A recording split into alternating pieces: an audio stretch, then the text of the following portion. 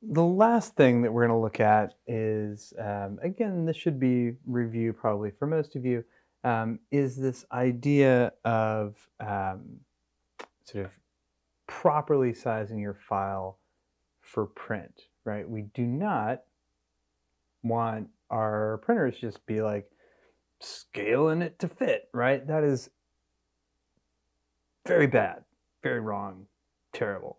Right, we've spent all this time like sharpening, adding grain, making it like crispy, like making sure the proportion is right, making sure like the edges are exactly where we want them to be. And the last thing we want is for some Yahoo at CVS to be like, and it's like, and all of a sudden all of that is gone. So we want to make sure that we get it properly sized. Now, the two key concepts in this are image size and canvas size.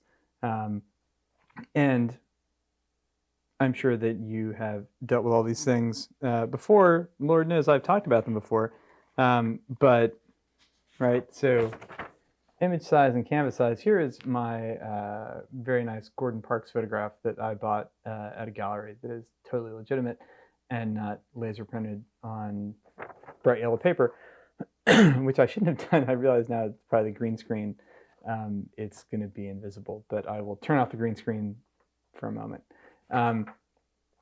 So looking at that, you can see, right, my canvas size, right, is 8.5 by 11, and my image size is 4 by 5.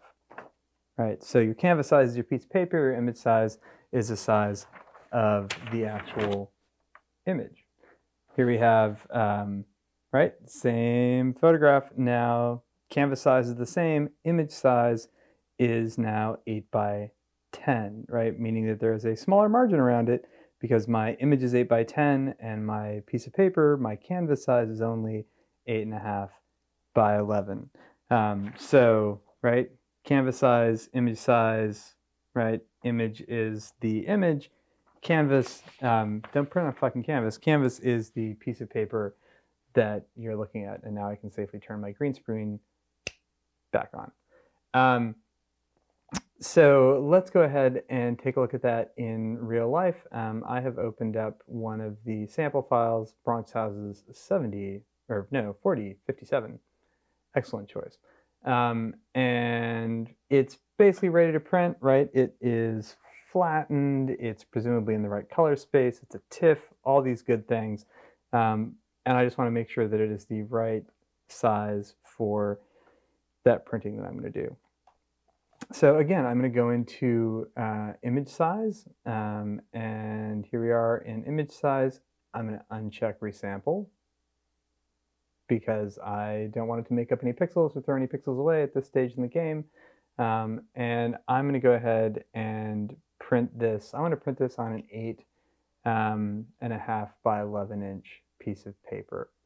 So I'm going to print it at 8 by 10, I think is the size that I want. So 10 inches wide, 8 inches high. Hey, what do you know? That worked out pretty well. Resolution is super high, but I'm probably going to scale it up later, so I'm going to leave that right there. Now, right, just double checking, image size, 8 by 10 inches, that's great. Now I can go to my canvas size, and my canvas size is my piece of paper. So if I'm printing this on a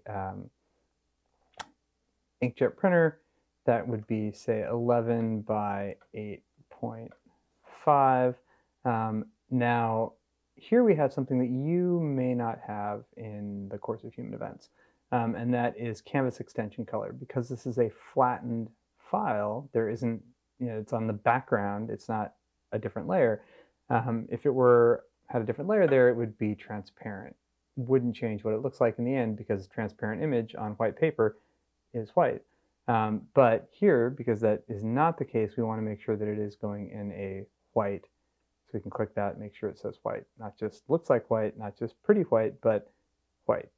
And hit OK. And now we can see what our image would look like at 8 by 10 image size on 8.5 by 11 paper canvas size.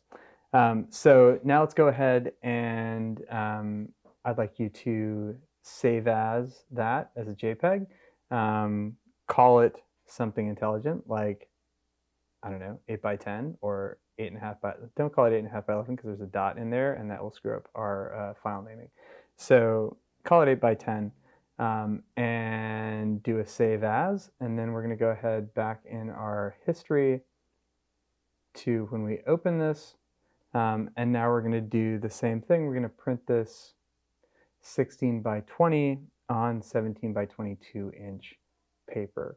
Now, the reason I went back in my history before I did all of that canvas size, image size stuff, if I was going to go and say, okay, I've got this right here, I want to make this 16 by 20 on 17 by 22 inch paper. Okay, 16 by, oops, sorry, I guess that's width, so 20 by 16. Okay.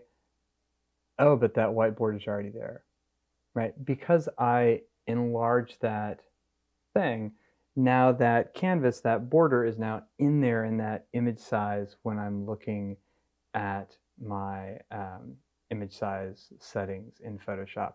Why is that? Well, you know, because it's part of the image now. I could go in here with a brush and, you know, doodle along that margin, right? It's there, it's part of my Photoshop document. So when we're doing this, when we're doing image size, canvas size to set up our file to print, it's important that we do it from just the image cropped right into the boundaries of what you want that image to be, right? So we've saved it, we've flattened it, boop, it's cropped. That's the step where we want to do the image size, canvas size. So I'm going to go back in my history to the beginning, and now we're doing it 16 by 20, resample unchecked, 20 by 16, right, because it's wider than it is tall. Resolution 272, that seems fine. And then canvas size, right, remember I can't print exactly to the edges. Doesn't work. So the paper size that would be appropriate for 16 by 20 is 17 by 22, so 22 inches wide, 17 inches high. Hit OK. Boop. There we go. That looks great. Save as, right, because you're going to be turning that in. And then the last one, just to get a sense of like how big that is, I happen to have, this is printed on 17 by 22 inch paper. It's plenty big.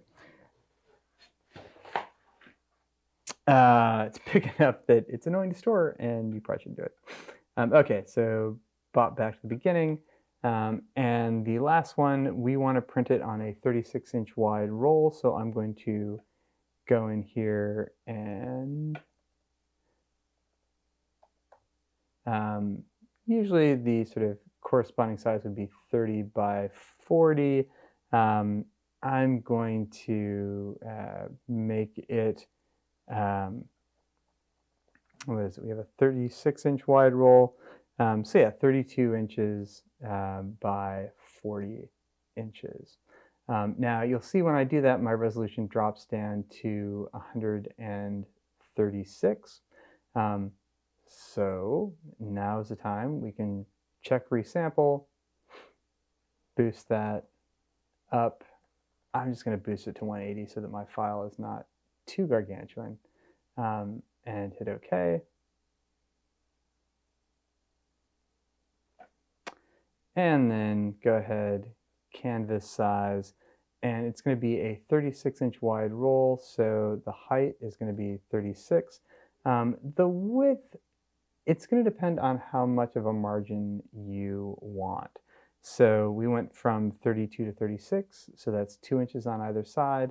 I might as well do the same thing and have 2 inches on either side here, so that would be going from 40 to 44. Hit OK. And there we have it, our lovely image on a 36 inch wide roll. Now, you may be thinking to yourself, wait, Brad, it's oriented this way. What the hell? Your printer professional will be able to deal with the fact that it's oriented this way, but the roll is the other way. Again, when you call them and ask them, mention that just to make sure that that is not a big deal in their workflow, that they're not by default going to squish it down, because that would be, again, not good. So there you go. That looks awesome. Go ahead and save that one again. These are pretty chunky files, so it's going to take some time to upload them. But there you go. Hopefully now you should feel fairly confident in print size. You should know the variables in what you need to control to get your print to be the right size when you make it. What you need to think about as far as what the issues are going to be with either enlarging too much or dealing with color, and a little bit of how to, if not solve those problems, at least start to think about what they are, so that when we go and do something like a test strip next week or whenever it is, we will know better what we would want to include in that, so that we can troubleshoot the actual image from the actual printer. Okay, cool. Turn those bad boys in, and yeah, I think that's it. We don't have homework besides turning the things in that we just went through. So you should be working on project 3. Ideally, it is almost wrapped up by next class, because we will be working on test strips next class. If you are in good shape with that, and that's not going to be a big deal, work on the extra credit assignment. There's a video talking about that, as well as a handout right above me in the webpage feed.